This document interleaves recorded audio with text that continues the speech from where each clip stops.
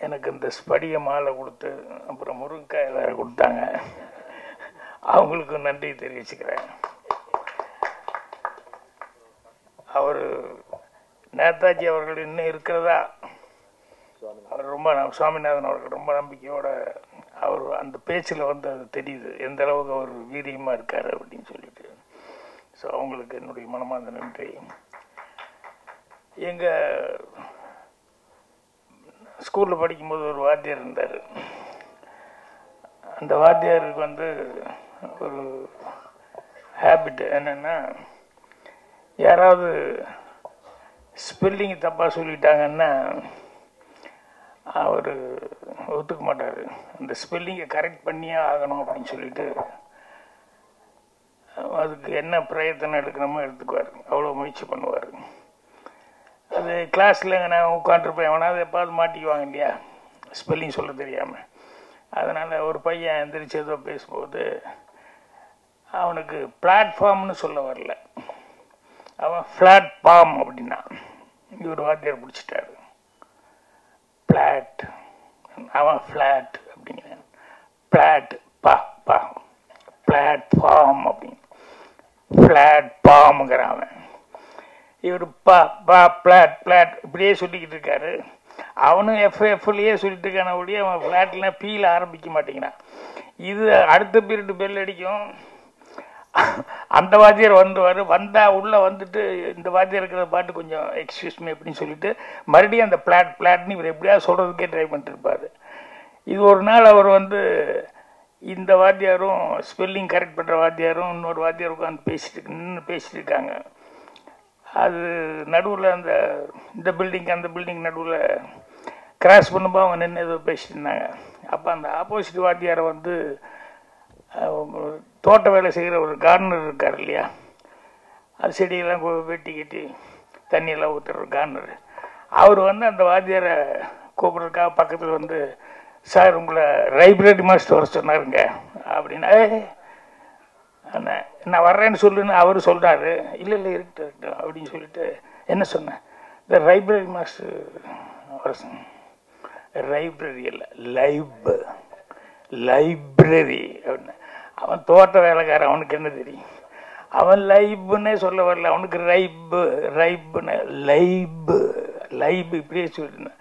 இது எங்களுக்கு எல்லாம் எப்பவுமே காமெடியாக இருக்கும். இந்த மாதிரி அவர்கிட்ட யார் சிக்குவாங்க, எவ்வளோ நேரம் பாடம் எடுப்பார் அப்படின்னு சொல்லிட்டு. ஆனால் அவருடைய இயல்பு அப்படிங்கிறது அது. அவனை கரெக்ட் பண்ணியே ஆகணும், அவன் தப்பாக சொல்கிறது விடக்கூடாது, அவனை கரெக்ட் பண்ணியே ஆகணும்னு சொல்லிட்டு அவ்வளோ பிரயத்தனம் பண்ணிட்டு பண்ணுவார். என்னன்னா இது அவருடைய கேரக்டர். இது யாருக்காக சொல்ல வந்தேன் அப்படின்னு சொன்னால் நம்ம கண்ணனுக்காக சொல்ல வந்தேன்.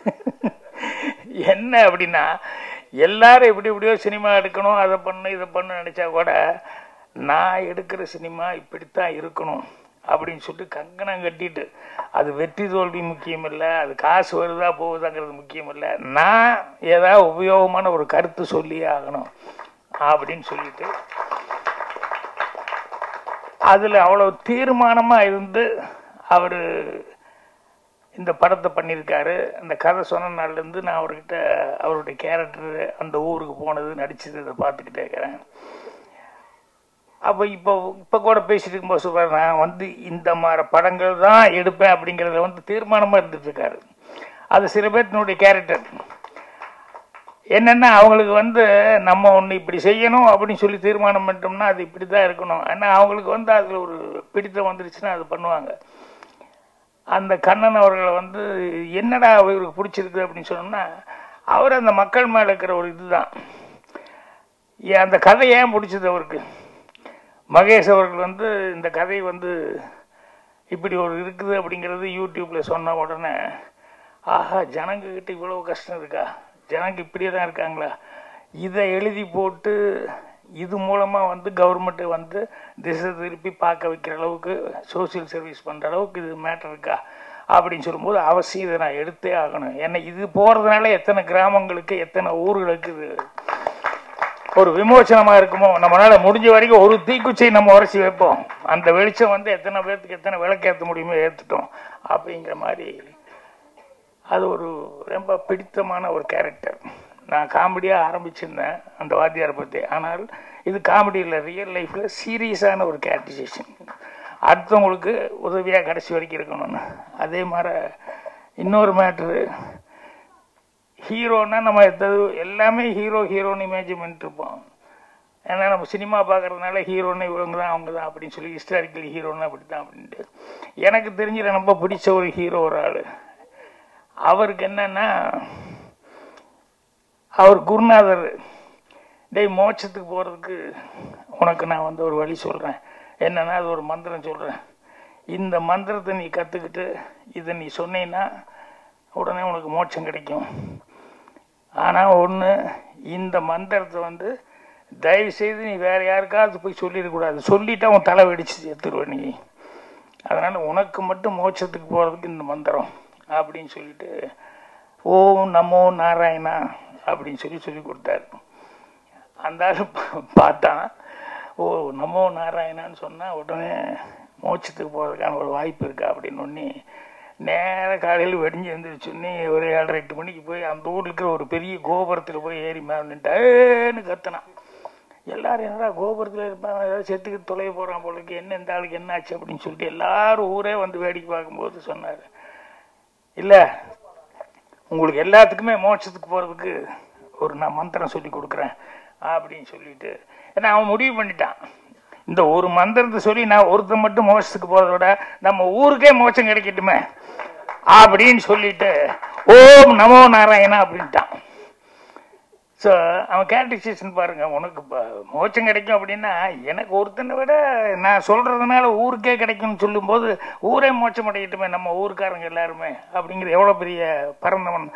அந்த ஆள் தான் ஹீரோ, அவர் தான் ராமானுஜர். அது என்னன்னா மகேஷுக்கு அதை சொல்லலாம்.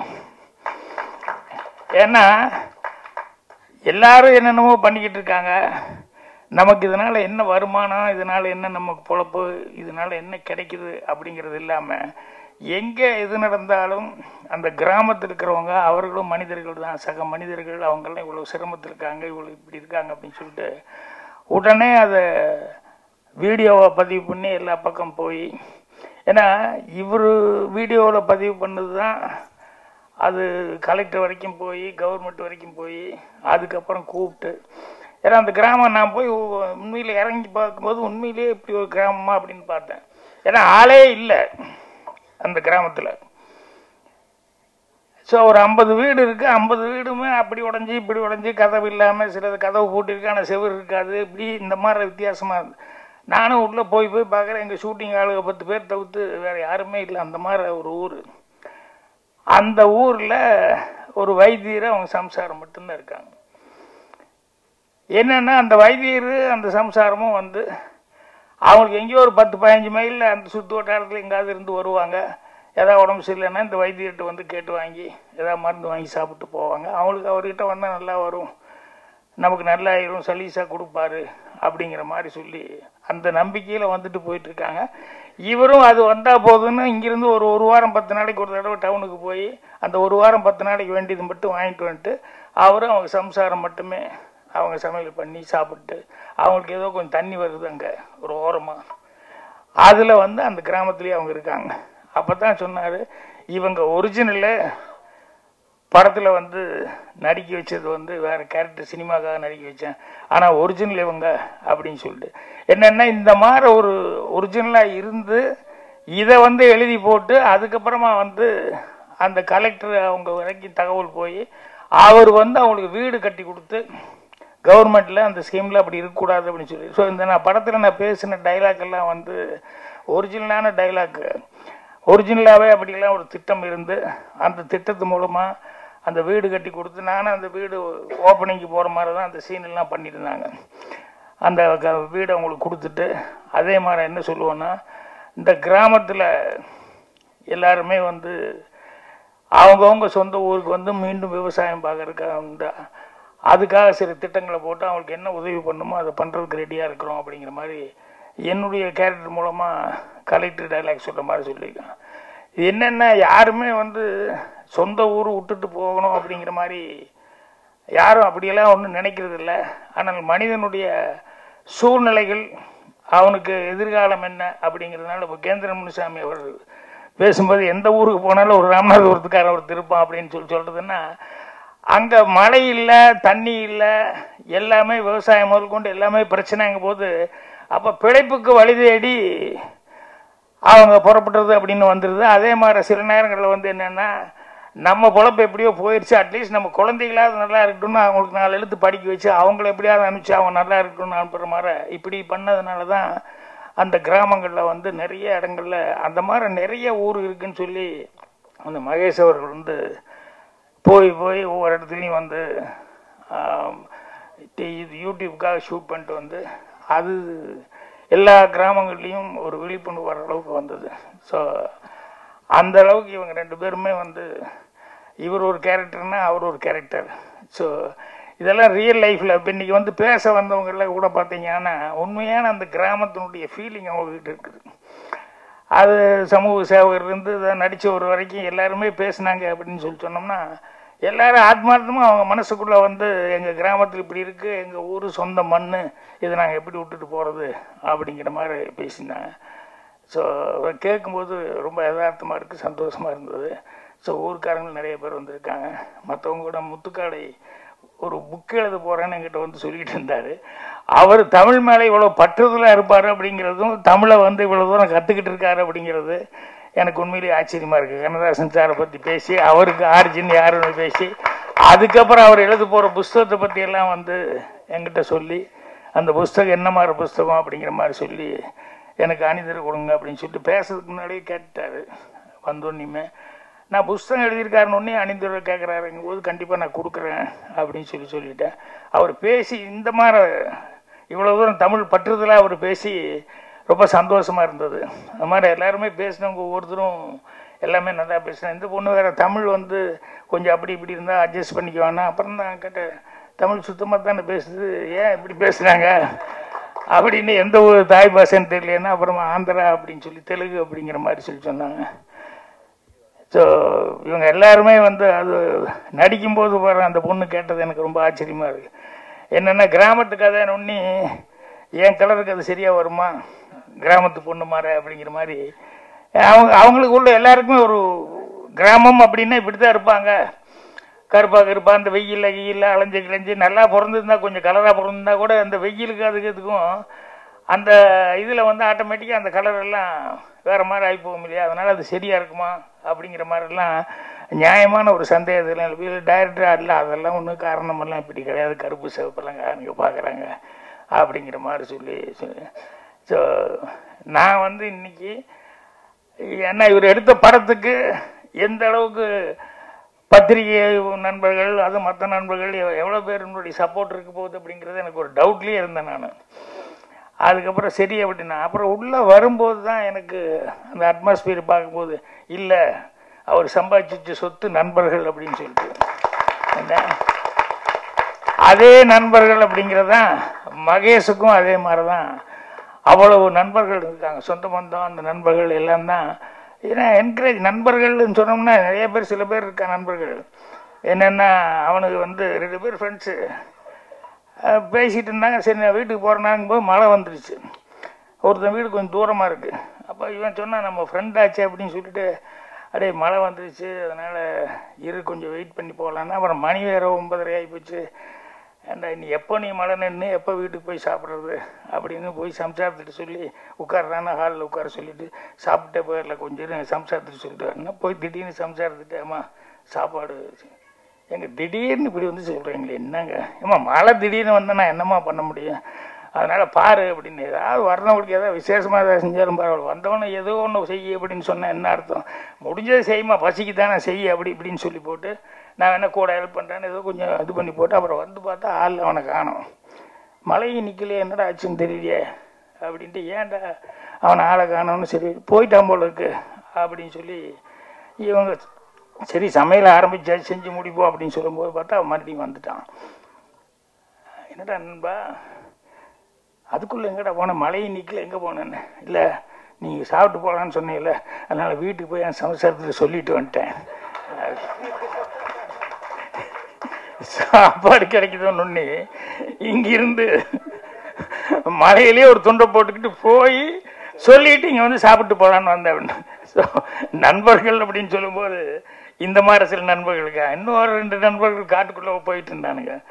அப்போ போயிட்டு இருந்தோடனே சொல்லி கரடி வந்துருச்சுன்னு சொன்னோடனே உடனே 2 பேரும் ஓடிடலான்னா ஒரு நிமிஷம் அப்படின்னு சொல்லிட்டு அவசரமாக ஷூ எடுத்து போட்டான். என்னடா அது அப்படின்னு சொல்லிட்டு இல்லை போட்டுற ஒரே நிமிஷம் ஷூ போட்டு ஓடிடலாம், ஷூ போட்டுன்னு அவங்ககிட்ட சொல்லி இவன் ஷூ எடுத்து அவசரமாக போடுறான். அப்புறம் போட்டுட்டு ஓடலாம் அப்படின்னு சொல்லும்போது இவன் கேட்குறான், என்னடா ஷூ போட்டால் கரடி விட வேகமாக ஓட முடியுமாண்ணா? இல்லை உன்னை விட வேகமாக ஓட முடியும் அப்படின்னு. அந்த மாதிரி நண்பர்கள் அப்படிங்கும்போது கடைசி வரைக்கும் நண்பர்கள் அந்த மாதிரி இருக்கிறது உயிர் கொடுப்பான் தோழன்னு சொல்லுவாங்க. அந்த மாதிரி இருக்கிறதுக்கு வந்து ஆட்கள் கிடைக்கிறதே ரொம்ப ரேர். ஆனால் மகேஷுக்கு வந்து அந்த மாதிரி ஆட்கள் நல்ல நண்பர்கள் வந்து, ஏன்னா அவரே இதனால என்ன பலன் அப்படின்னு சொல்லி அவர் வந்து வேலை பார்த்துக்கிட்டு இருக்காரு, அதை எதையும் எதிர்பார்க்காம.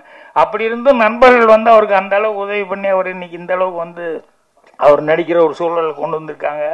யூடியூப்ல கதாநாயகங்கிற லெவலில் அவருக்கு பேர் எடுத்து கொடுத்துருக்காங்க அப்படின்னு சொல்லும்போது அந்த நண்பர்களுக்கு ஹேட்ஸ் ஆப்னு சொன்னோம். ஸோ